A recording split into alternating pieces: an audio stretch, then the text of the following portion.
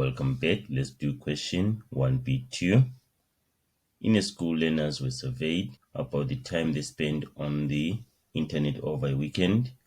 The results were displayed by a box and whisker plot as shown below. Consider the statement given.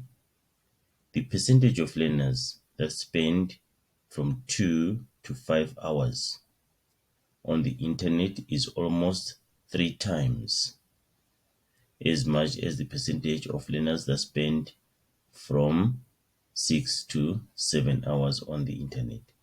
Is the statement true or false? Let's look at our box and whisker diagram.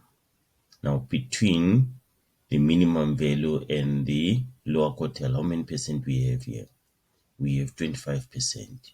And then from Q1, this is Q1, then Q2, then Q3, then this is maximum, and this is minimum.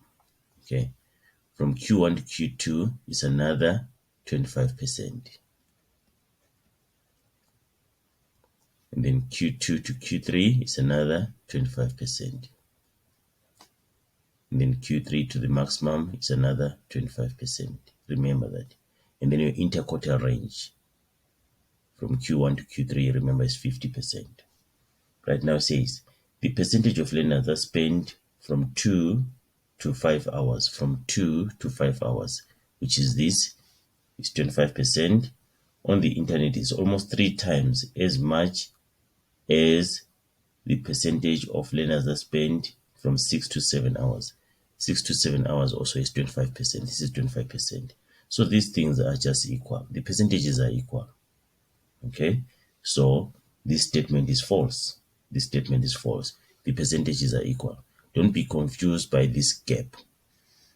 Don't be confused by this gap. This gap is only the distribution, the spread of the data. So it's the range there. But it's still what? Still 25% of the data. Let's say we have a total of 200 learners. You will have 50 learners here. Then we have 50 learners here. We have 50 learners here. We have 50 learners there. This statement is false. The percentage is between Q1 and Q2 is just the same as the percentage between Q3 and the maximum. Okay. So the statement is false. 25% lies between Q1 and Q2.